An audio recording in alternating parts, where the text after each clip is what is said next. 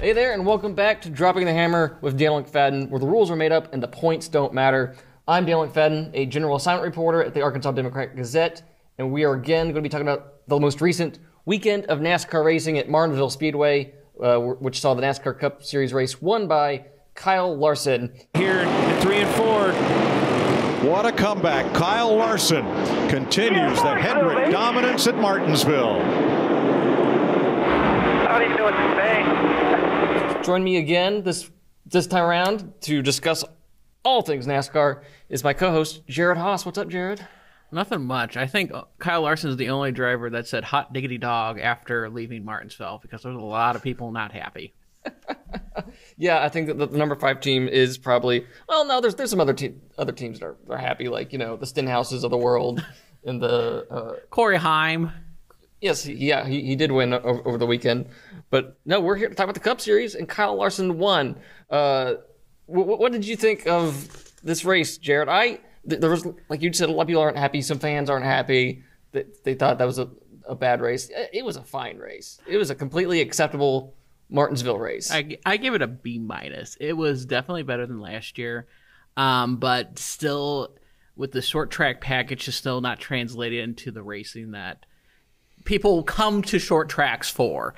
I think that's the big thing, is those fans will come. They want to come for short track racing, and it doesn't seem that that's there. It still feels like a road course type of racing, and it was definitely an improvement from last year. There were no green flag passes for the lead last year. Last year. Yeah. But this year there was at least 3. One with Kevin Harvick, one with Denny Hamlin, and then one for the eventual race win with Kyle Larson. Yep, that came at lap 371. Yes. When Kyle Larson got past Joey Logano. And this race came down to 2 things: a caution for JJ Haley hitting the turn 3 wall really pretty hard. The 2009 F1 champion. Yes, the 2009 F1 champion. We will always have that. If we remember anything from this weekend, 10 years from now, it should be that JJ Haley was. That's legally a joke. That was a Fox graphic mistake. Yeah, but no, that was funny. But no, the last caution of the race came on lap 344 for JJ Haley getting into the wall,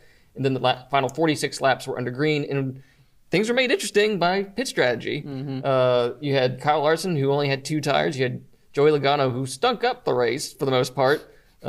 He didn't take any tires. And I think the other guys who only took 2 or didn't take anything were Ricky Stenhouse Jr., Bubba Wallace, and a couple others. And let's remind people, Joey Logano got the free pass under the first caution of the day after the end of stage 1. He went a lap down, and he was in the lead late, and then obviously strategy messed him up. But we'll go run down through the top 10 finishing order. We had Kyle Larson at first, Joey Logano second, Martin Truex Jr. in third, Joe Gibbs Racing teammate Denny Hamlin in fourth. Pair of Stewart-Haas racing cars are next. Chase Briscoe fifth, Eric Almirola in sixth, Ryan Blaney seventh. Good run for Ricky Stenhouse Jr. in eighth. Bubba Wallace with a quiet ninth. And rounding out the top 10 did you know this guy came back? He was back. Yeah, Chase Elliott. Yes, that 10th is Chase Elliott from his injury, and he made a pretty good run. I think he was mired in the back half of the top 20, and he climbed his way to a top 10 finish. Yeah, he was passing a bunch of cars there at the end to get him his first, give him a top 10 in his first race since Auto Club, right? Correct. So he's back. But yeah, Denny Hamlin, he finished fourth. That's his first top 5 of the year. Ryan Blaney, that's his fourth top 10. Yeah, like I said, the surprise is when I looked at this, I didn't realize Bubba Wallace finished ninth. He didn't really have a loud day. Ricky Stenhouse Jr. again. Both of those drivers benefit from the strategy call that was made, and a you would say well-timed caution for them. Some not so, others with Anthony Alfredo losing a right rear tire. This was the thing that got NASCAR Twitter up in arms on Sunday. Everyone was just ticked off that the NASCAR didn't throw the caution sooner for a wheel that was like nestled up against the wall, which I don't think anybody up in the tower could see it. You know, that brings me back. Remember the good old saga when people were yelling at TV a few weeks ago, like Phoenix specifically, of not catching cautions and spins on the track. Mm-hmm. I'll give props to Fox Network for catching the tire on track And I remember even watching like an old race in 2001 at Las Vegas. There was debris on the back straightaway. Fox, the TV coverage, caught it, and then 2 laps later, NASCAR had to throw the caution because of that debris. So, I mean, it's that pick and choose battle. You want them to be, Fox knows it, NASCAR knows it well, but it's an ever balance, but it's not a good look for NASCAR, and I don't think that flagman could have saw that tire really well. And they did have a shot of the flagman that I think was deceiving. Like, he's to the left of the wall. He was not like hanging over on the track with a direct line of sight of the tire. So I can get why they missed it. But Elton Sawyer, NASCAR official, went on SiriusXM NASCAR radio today and said that they should have put out the caution sooner. But no, that caution, the way it came out, and pretty much on the tail end of green flag pit stops, allowed guys like Logano and Bubba Wallace and Ricky Stenhouse Jr. to leapfrog back up into the top 10. So with Kyle Larson's win, after leading the last 46 laps, because he wasn't going to be a factor really in this race at all until that final batch of cautions allowed him to get up there. But he's now the second multi-race winner this season. We did not get our 8th different winner like we discussed last week. Shucky darn. Yeah. Oh well. So both multi-race winners this season are Hendrick drivers with Larson and William Byron. Hendrick has won 4 of 9 races. This win by Larson was the first win for the number 5 at Martinsville since 1984, which is when Hendrick Motorsports got its first win with Jeffrey Bodine, which was they made a point of emphasizing this week. That was almost 39 years ago. Yeah. That's actually pretty interesting. I would have probably, Terry Labonte kind of had some runs, and I don't think he won at Martinsville when he was with the Hendrick era, so that probably makes sense. Yeah. It is a known fact that for the first half of Kyle Larson's career at Martinsville, he was not good. And he kept, emphasizing 2 Mile that. Kyle. 2 Mile Kyle, yeah. He performed well at Michigan and the almost unfortunate Auto Club Speedway, almost no more. But that was his bread and butter. And now with Hendrick Motorsports, he's shown the diversity of how he can perform at short tracks, road course, those 2 mile tracks. And I mean, he's already proved being a NASCAR champion in 2021. 2022 was a little bit of a hiccup at the Roval. He could have easily been a champion that well this year too. So we're definitely in the prime of Kyle Larson, and he's definitely showing it with Hendrick Motorsports, able to win at tracks like this when he's previously struggled. Yeah, in his first 10 starts at Martinsville, Larson only had 3 lead lap finishes and 4 DNFs. He has finished on the lead lap every single Martinsville start since 2019. So that shows you his improvement. Larson called this like a top 7 win of his career due to the struggles he's had and the work he's had to put in to getting to this point where he could win a race at Martinsville. So here's audio of what Kyle Larson had to say about this win after Sunday's race. Mark Garrow, PRN. Kyle, you come off a 10-win season to 3-win season last year. You've won 2 races early this year. Does it start to give a feel like another maybe potential double-digit win season, winning 2 races early and knowing that the team is improving all the time? I mean, I don't know about double digits. Like, that's pretty tough to do, and it's only happened a handful of times throughout the last couple decades, I guess. But I've told a lot of people around me, when I go to dirt races and stuff, because they don't follow it a whole lot, competitors and stuff. They're like, oh, how's your stuff this year? And I tell every one of them, like, man, I think we're honestly close to as good or just as good as we were in 2021. So I think in the races that we've finished and executed well, I think it's shown. We've been up front in every race.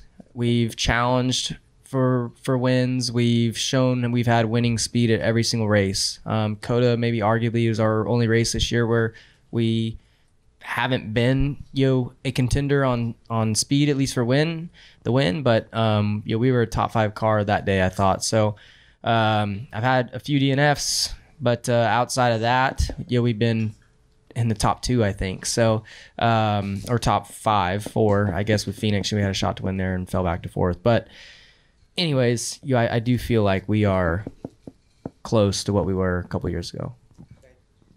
And we're winning at tracks I suck at, so that says a lot. We'll go to Seth and then Kelly. Seth Egger, KickingTires.net. Kyle, you mentioned the struggles that you've had here. Considering that, where does this win compare with other victories that you've had? Yeah, I mean, I think when you can accomplish something that you don't see possible, when you do accomplish it, it moves up the ladder pretty high. So this is an extremely special win for me. I've worked very hard to get better here. I feel like every time there's a test available, I get put on that list to test here because I struggle, and we want to get better. So I've got tons of laps around here and not many top 10s. Honestly, probably more races where I've finished a lap down than on the lead lap. So it's been difficult. And then, like I said, when you can win at a place like this, it is definitely up there. I was teared up the whole last lap. I heard Cliff was teared up too. So that feels really, really special because, he's so strong and like emotionally strong. And to hear that, means a lot. This win here today means a lot for everybody. Someone asked in the audio, they asked Larson, you got 2 wins now. Do you feel like you can get to double digits? And he's like, hold up, no, way too early for that. Which I agree, way too early to talk about 10 wins or multiple wins like that at this point. Do you agree? I feel like I asked Ross, ironically, last year, did he feel like a championship contender, forming those wins? He was like, it's too early to judge, which I agree, but, the prospects are still there that it could be very likely that Larson can reel off double-digit wins. Like I said, he's already multiple wins this season, so he's only got 8 more to go to 10, and there's a lot more than 8 races to go. So very likely, understandably, it's curious to see how much does he see this season parallel to his 2021 season. Well, he said in the press conference, like he's told people like outside of racing, at his other dirt racing, stuff that he does, people will ask him, how are you guys doing? And he says, well, I think we're really close to 2021. Yeah. And if that is the case, oh gosh, that should put red flags for the competition and be like, hold up, if Kyle Larson's going to be pretty close to what he was in 2021. You almost want to pencil in Championship 4 right now. So the standout performance of Sunday was arguably Stewart-Haas Racing. First off with Ryan Preece starting from his first career pole and leading the first 135 laps. Before Sunday, Preece had led 25 laps in his first 123 Cup starts. Also compare that to Cole Custer. Cole Custer led 29 laps in his entire Cup career up to this point. But not just Preece, he had Eric Almirola running up there in the top 10. That's where he finished. Also Chase Briscoe. This looked like Kevin Harvick's race to win for a while. And then you had those cautions come out at the end. We were talking before we started recording. This was probably Stewart-Haas's best overall performance as an organization in a very, very long time. But it is just one race. Yeah. So what did you think of what they were able to do today before timing of cautions and stuff like that? They did their homework coming in. Like I said, they had all 4 cars. You had obviously Preece on the pole leading all those laps. You had Eric Almirola, Chase Briscoe, and then you had Kevin Harvick all starting in the top 10. Mm-hmm. And this track is track position, track position, track position. I mean, you saw with Ryan Preece was running away the field, and then he got back in traffic, couldn't really come back to that since. Yeah, had a speeding penalty. And had to settle with the 15th place finish. And more of the heartbreak is Kevin Harvick. Kevin Harvick was the first to come off of pit road on that final caution. But he had a flat tire when I believe his lug nut was off. Fortunately, the wheel didn't fall off. And kind of, like I said, ruined Harvick's day. And that would have been a pretty good run for the money between Harvick and Larson. Logano just didn't have the car to do it. But, yeah, I mean, you got to say there was just bad luck for 2 of the Stewart-Haas Racing cars. And 2 of them, delivered from their good qualifying runs to a great finish at this weekend, that weekend at Martinsville. So looking at this race as a whole, like we said, it was better than last year. We had multiple passes for the lead on the track under green, which we didn't have any in this race last year. Like I said, I liked it. Some of the drivers didn't, specifically Denny Hamlin, who he said the package was terrible. He said it's either the package or the tires. You can't pass. Cars that I was lapping 10 laps before, we caught a caution. I couldn't pass them for second. It's very difficult. Next Gen Racing is all about strategy, execution on pit road. That's who wins. Rarely does the car that dominates or best car win simply because you can't control the race when you need to. At least we couldn't. We made a great strategy call at the end to get positions back. Chase Briscoe, who finished 5th, said, I thought it was 5 to 10% better than last year, even though there's still a really long way to go. I did think in the driver's seat you made a little bit more of a difference. The problem is when you can downshift and things like that, these cars have so much forward drive, and obviously not a lot of power coming off the corner, so everybody is kind of the same speed. Jeff Andrews, who's the general manager and president of Hendrick Motorsports, was asked by my ex-NBC Sports colleague Dustin Long about the prospects of getting more horsepower in these cars and when that could happen. And he basically said, if you want to do that, if you want to make the changes that would give these cars horsepower, you have to do it now, because they're ordering parts basically for next year already. So here's the full audio of Jeff Andrews' comment. Yes, Dustin, I think, multi-answers to that question. First, yeah, it's always achievable. It takes quite a bit of work to get back there. We are, I would say, 5 to 6 months out on, parts orders and deliveries. And really, when you get to this part of the season, you start to consume a lot of sealed engines that you run earlier in the season. So it gets complicated just to try to change, a package over or change a power level over, because these engines are built and tuned, and all the analysis and everything that's run on them is for the current power level. So when you start to make changes to that, it requires changes to a lot of parts and pieces, and some of those would be as much as, a year to possibly 18 months lead time to get that work done and get parts ordered. So it's a complicated question. I personally do not disagree with you that more power would be something that to take a look at someday. It's a long-term decision for the engine companies to do that.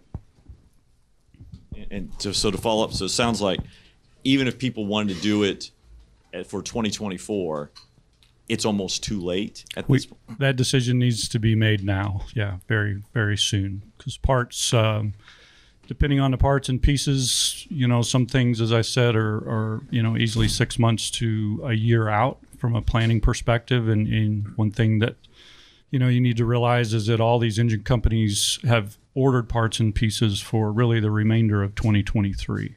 And to start to change that architecture around, it gets very, very complicated very quickly. And that's a long-term decision for sure.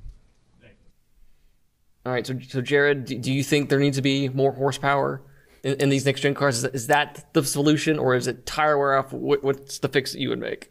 I would like to make first mention of be careful what you ask for with NASCAR.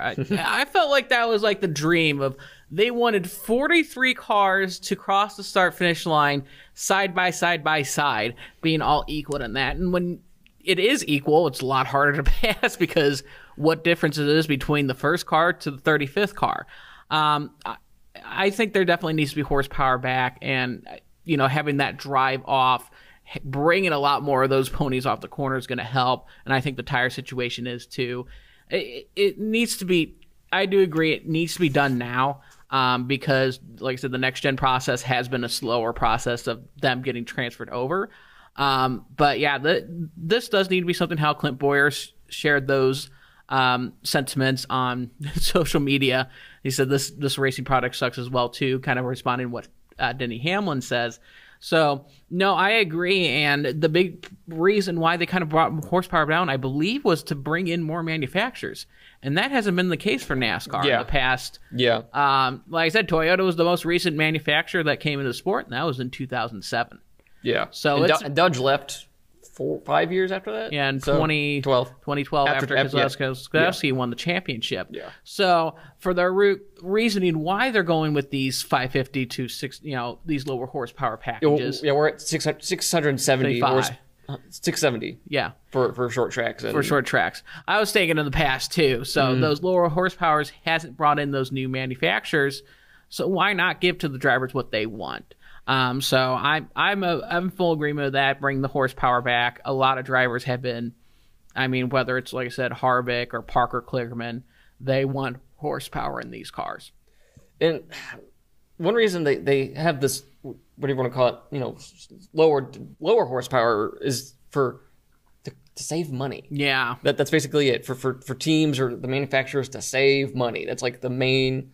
I want teams to push it to the edge. I remember people saying way back in the day, I brought this best engine to Daytona. It's probably going to last 500 miles and maybe a lap more. That's it. And we kind of lost that touch of people pushing it to the limits with their product. You obviously want to be faster, but at the end of the day, if you try to go push the limits too far, you might blow your engine. And I think that obviously creates a dynamic storyline in that. So I don't want to be like, hey, NASCAR, make parts that fail. It brings back to the teams of like, hey, push it to the limits as much as you can. If you want to push it over and, say your engine completes, 7 laps to go, that's your fault. But like I said, with this next gen car, puts them in that box, and, it's kind of hard with that when everything's equal and you can't really have that edge.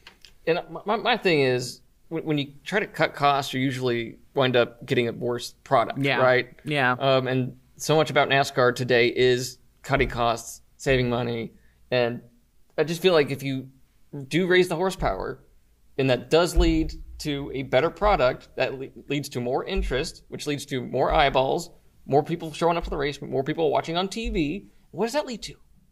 Money, yeah. More people in the stands, more merchandise purchased. That's why, like I said, F1's starting to bring that momentum back, and I think NASCAR should take a look at that.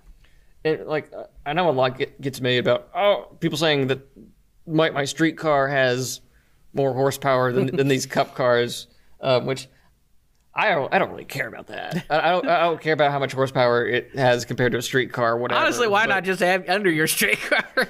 Yeah, but if the consensus is among drivers that they need to raise the horsepower to improve the product at short tracks, which is supposed to be the foundation of your sport, which we're all clamoring for more short tracks, maybe do it. Yeah, we got an event that we've been hyping up the past few weeks. North Wilkesboro. Yeah. It's going to be a curious case of how this track's going to be racing. Are we going to get a Texas-style type of all-star race, or are we going to actually get a interesting all-star race with the age surface there? Well, the thing about North Wilkesboro is, for that race to be a success, nothing bad needs to happen. They could go the entire race without any passing. It could be a single line. You want a parade at that. You don't want any passing. But it could be that, and the point of the All-Star race is just to highlight North Wilkesboro. Yeah. It's not really to put on a great race. You want a great race, and I think with the rules format they have for the race, I think. And if I'm a race promoter, I would say, hey, I have North Wilkesboro, and I have great racing here. I'm not going to just say I'm situated in North Wilkesboro. Yeah, come to my racetrack. There's a little bit more that needs to happen between that and track promoter type of style stuff. But like I said, that Martinsville racing's just been, it's questionable hot dog. If you ask me, I don't like their hot dogs. I don't like Martinsville hot dogs. I haven't had it, so they're cheap and thin and red, and that's the Martinsville hot dog. There's nothing memorable about the taste or anything. So it's just like a fried bologna sandwich. Yeah, basically. But no, like the racing at Martinsville, that should be a point of emphasis for the sport, especially when that race is the race before the championship. It's the final cutoff. But like the racing at Richmond was really good. I thought Phoenix was okay. It just seems like Martinsville is the one that gets heightened because it's Martinsville. All right, before we move on to the news segment, Jared, what's been frying your egg this week? Oh boy. I had to text you Saturday morning that my egg was already fried. This NASCAR Craftsman Truck Series race was run, I don't want to say a farce, but I mean, that was not a well-executed race by NASCAR. Explain what happened. So, what happened is there was weather during the race weekend at Martinsville. And implemented this season with the rule changes was rain tires, mud flaps. There was a rain package so that drivers can race in wet conditions, not a monsoon, not torrential downpour, light rain. With the current NASCAR situation, the regular package, they just have slick tires. That's just, you're going to go slip sliding away, like a water slide out there. So they have this package, and teams have to buy tires, and that between 36 teams, it's about $2,400 for a set of tires, and they had 2 sets of rain tires. I mean, that's $170,000 plus of all the teams buying rain tires, and the purses are usually like $750,000. So I mean, that's a good chunk of money going to rain tires. They started the race, 25 laps. They dried it. They had let me go back here. Had a lightning delay when it started. Okay, you can't race during lightning. Big downpour after lightning let go. Okay, we can't race in a torrential downpour. But they started drying the track, and they started on rain tires, but they almost got the track almost too dry. They got it damp. It was almost damp weather tires.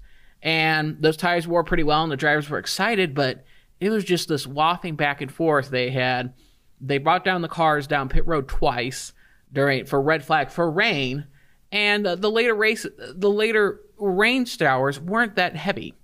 I mean, it was like light sprinkles would have been enough to cause trouble with slick tires, but it was different from where we were at Daytona as well for the Truck Series race.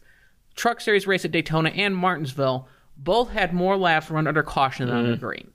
So, understandably, the difference is Daytona, being a super speedway, doesn't have rain package. We understood that. Kind of frustrating to go down pit road 3 times, but that was the ordeal. You can't control the weather. NASCAR put an implement system that they try to control the weather to produce a race that night, and they just kind of dropped the ball on that and had to call the race early because of rain. Yeah, I was not a fan of NASCAR pursuing this experiment with racing on a damp or wet surface on ovals, the short track ovals. Not a fan of it. No, it seems too risky. We've already seen a COTA in 2021 where they had it in a downpour and drivers couldn't see. That was a monsoon. Yeah, so you can't race during that. But the storms later in the night weren't that too wet where you're gonna you can't race out there. But still, you have rain tires. They poorly executed what was going on that weekend. All right. So, moving on to news. All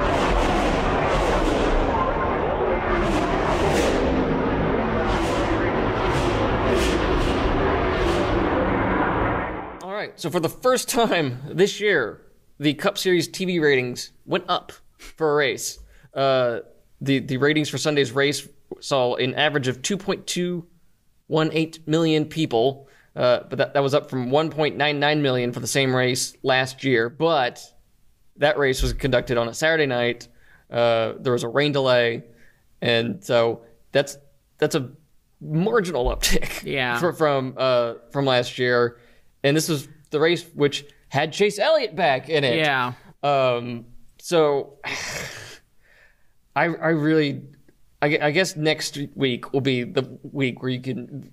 Maybe that's why Chase Elliott's coming back at Talladega. yeah, he's gonna come back again. He's gonna come back again at Talladega. The next weekend at Talladega will probably be a real measuring. That'd be more apples to apples. This was of the Chase Elliott effect. Yeah, because if 0.3 million people tuned in, 300,000 people. Yeah, for Chase Elliott, I doubt that. And from what I've heard, We had one of our front stretch reporters talking to Chase Elliott fans, and they all said we were still watching the races even when Chase Elliott was out of the driver's seat, because I mean that's still the 9 team, and so it wasn't. I don't think it's that big of a Chase Elliott bump that we saw. Like one of the races that he was out, the rating was like down 1 million from Richmond? the previous year. Yeah, and it's like, yeah, that's definitely not Chase Elliott. No, there's not 1 million people not watching just because Chase Elliott's. I know Chase Elliott's the most popular driver in the world, but no, he's the most popular driver in the southeast region of the United States of America, which is where most of the votes come from. But I mean, that's a hard barometer to say. Chase Elliott, not just Chase Elliott's going to save NASCAR's ratings. It's got to be NASCAR themselves that's going to save that rating slide. Yeah. So moving on. So yesterday, a story was published by the Sports Business Journal looking at how NASCAR tracks are trying to take advantage of their property to boost revenue and stuff like that. And one item of note in this story was about what's going to be done with Auto Club Speedway. As we all know, its last 2-mile race was held, last month, or 2 months ago now, I guess. And so we've been waiting for the official word about what's going to happen with that track, if we're going to actually get a short track at all. So in this story, it says that NASCAR Chief Operating Officer Steve O'Donnell said he envisions future NASCAR schedules continuing to have a mix of races at permanent venues and innovative events on street courses or temporary ovals. NASCAR has not yet revealed details of what the temporary short track in Fontana would look like or when it would debut, but O'Donnell said NASCAR would be using new technologies to construct an at least partially temporary venue. That was news to me, that the thing we might get to replace Auto Club Speedway will be a temporary track, like what we get at the LA Coliseum. That's the confusing part about this. NASCAR was like, we need to do this West Coast swing. We need to make sure we're serving our Southern California fans down here by having a race at Fontana. We'll make it a short track, make it interesting. Oh, wait, now we're going to make it temporary? It's not a good look for the situation. Partially temporary. Yeah, partially. What does that mean? It's just going to be like the front straightaway is going to be there, and then the back half is just going to be residential, and then we're just going to close off the houses for the next race. But I mean, you can't have a points-paying race at the Coliseum. No, you can't. And I feel like that's going to be their solution if this temporary track is not available for a race weekend at NASCAR. Oh gosh, will like the racing surface be permanent, but the grandstands are temporary? What was it? The Sagas, I think, was a track that was I think that's actually just got torn down recently. That was like a fruit stand. So I think they're trying to think of more like it was like a stand, farmers market type of stuff. But I think they're trying to think of more for the state of California and the city of something that's more multi-purpose, because it's hard to have stuff besides a race, racing at a racetrack. A multi-purpose, all right, here's our race configuration, here's our concert configuration, here's our car show configuration. And I'm not saying it's not impossible to have stuff like that. I mean, Bristol had a football game before. Yeah. I know Texas Motor Speedway's hosted other events in the infield before, but it's hard with a 2-mile track or like a really short track. That what is supposed to be was Fontana. It's supposed to be like a really longer Martins, the elongated like Martinsville. I mean, it's tough to have something that temporary, but try to have it permanent on that. Unless you were going to go to like a street course type of race out there. It would be interesting if every time we went back to this partially temporary venue, it was like a different configuration. We're going to go down this block, and then next year we're going to go down this block, and then next year we're going to go down this block. 1 year it's a half-mile short track. The next year it's 0.65. It has banking, and it's like... And then the year after that, we'll just go on the freeway. Free for all. Mario Kart, baby. Yeah. So. All right. So our final news item, Jared. The long national nightmare is over.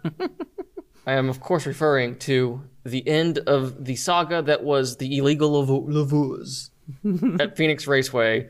We're recording this on Tuesday, April 18th, and just before we started recording, it was announced that the final appeal of Colleague Racing's penalty from its own illegal laveurs had finally come to pass, and while the final appeals official ruled that they did commit the penalty of modifying their laveurs, they had their penalty modified to match what Hendrick Motorsports received from their appeal, and they have had all of their points restored, but they still lose their crew chief for 4 races, and there's a $100,000 fine.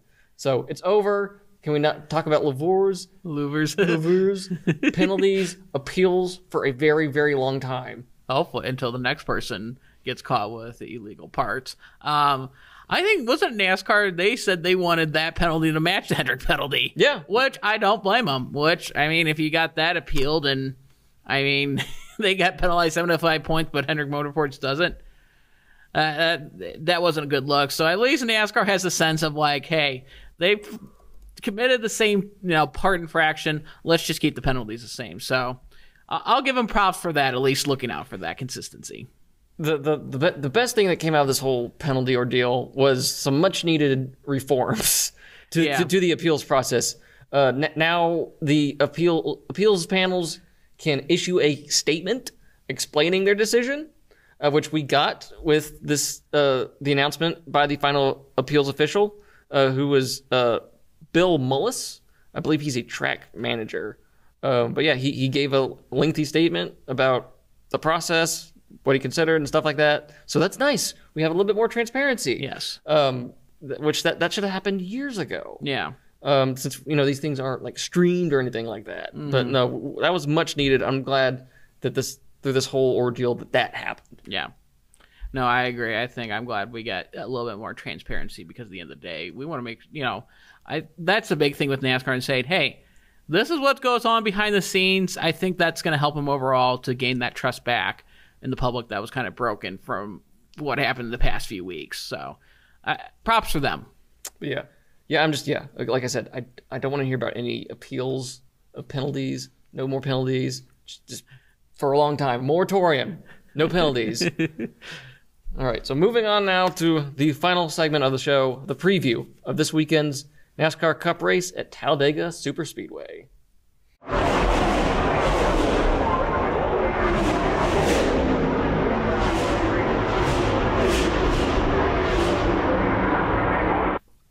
All right, Jared, we're going from NASCAR's smallest oval track to its biggest.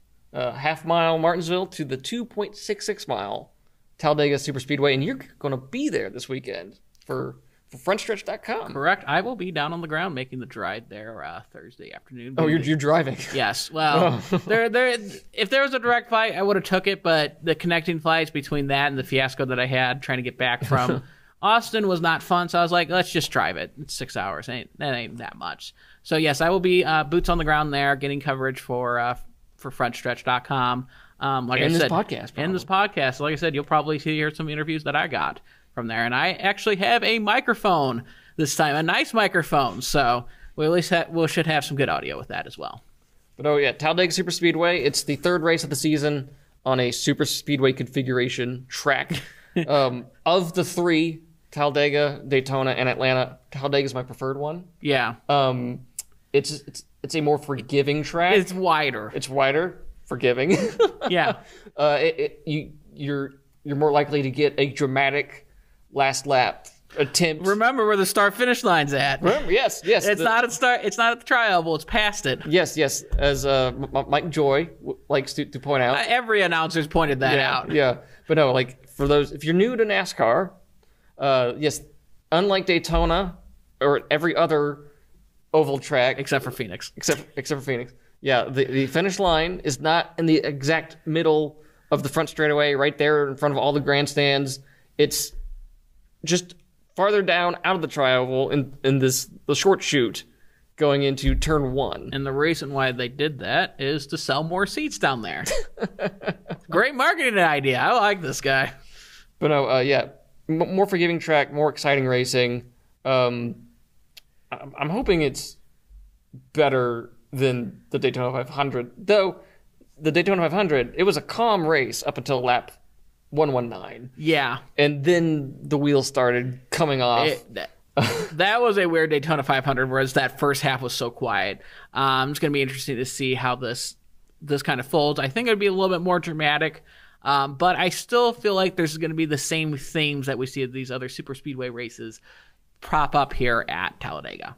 At Daytona, there were 4 multi-car wrecks of 7 cars or more. The most was 13. That was a wreck fest that ended in a caution with Ricky Stenhouse Jr. getting the win. But now we go to Talladega, where Chase Elliott won in the fall. He won after a 2-lap shootout that saw him winning over Ryan Blaney. And Ross Chastain won the spring race. Yes, he did, for win number 2 of his career. And Ross was up towards the front in the fall. For my pick for this race, I kind of just want to keep picking Ryan Blaney until he wins. I'm just going to put a dartboard up here and just throw at it. I feel like that's super speedway.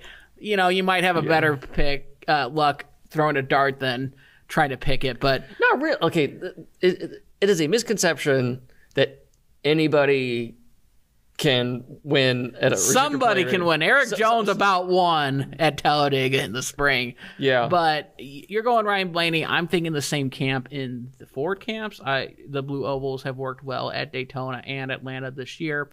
I'm going to go with someone that third time's probably going to be the charm for him. Was up front at Daytona, got shuffled out late and wrecked. Then in Atlanta, this person finished second behind Joey Logano. I'm going to go with Brad Keselowski. I'm going to have someone that's going to be a little bit sleeper pick. That's who I meant to say. I meant to say I should just keep picking Brad Keselowski because I when it comes to the restrictor plate races, I have lately just been picking him. It's going to be his time. It's going to be his time. Yeah. Well, Ryan Blaney is not a bad pick. He's won there multiple times before. He won in 2019 and in 2020. So not a bad pick either, but I think it's the Blue Ovals are going to try to control it again. They're a little bit I feel like they work together a little bit better as manufacturers compared to Chevys. But, I mean, Chevys had the numbers. So I still say Fords are going to be an odds-on favorite to win here at Talladega. Yeah, Ryan Blaney, he just needs a win right now. He hasn't won a race, a points race. He needs a cookie and a win. Since 2021, a cookie and a win. Cookie and a win. Okay, all right. But yeah, I'll take Blaney. You take Keselowski. What's your pick for largest wreck of the day on Sunday? What's your guess? I think it's going to be one of those. I think the big one is probably going to happen on the last lap. I think it's going to be one of those. They're coming into the tri-oval. They make a bad move. I think a lot of the cars are going to be there at the end, right there. So, or coming to the right before the green, white, checkered. It's going to be at the end where it's going to be the big one, and I think it's going to be at least 10 cars. Probably 13. I was going to say. Great minds think alike. Are you taking 10 or are you taking 13? Which one are you taking? I'm taking 13. Okay. I said more than 10. Okay. I'll go 14. Look at you. But okay. All right. I'm looking straight at the camera. I'm talking to you, NASCAR Nation. I'm talking to you, drivers. You guys did it in Atlanta. You were able to go the last 40, 30 some odd laps without wrecking. You proved you can do it. Please do it again. Please. Please. I'm begging of you. And I'm looking at you, NASCAR Nation. Daniel McFadden said there'll be 14 cars wrecked at Talladega, though. But just make sure it's in the first half of the race. All right, the first half. Let's keep it clean at the end. Let's. It was beautiful in Atlanta, and I want it again. Where can we catch this race, Daniel? You can catch this race, the Geico 500, on Sunday at. Yeah, the Geico 500 on Sunday at 2 p.m. Central on Fox. Awesome. So that should do it for us this week on Dropping the Hammer. I'm Daniel McFadden. You can find me on Twitter at Daniel McFadden, or you can email the show at dmcfadden@adgnewsroom.com. Jared, where can they find you? You can follow me on Twitter at RealJaredHaas. You'll get those updates from this weekend at Talladega, so make sure to follow. All right. That'll do it for us. Thank you guys again for listening and for watching. Please like, subscribe, share with your friends, your family members, your dogs, your pets. Spread the word, and we'll see you back here next week. Also, we should be having an interview. We'll be talking to Alex Bowman next week. So be sure to come tune into that to hear from the driver of the number 48 Chevrolet for Hendrick Motorsports. So thanks again, and we'll see you here next week.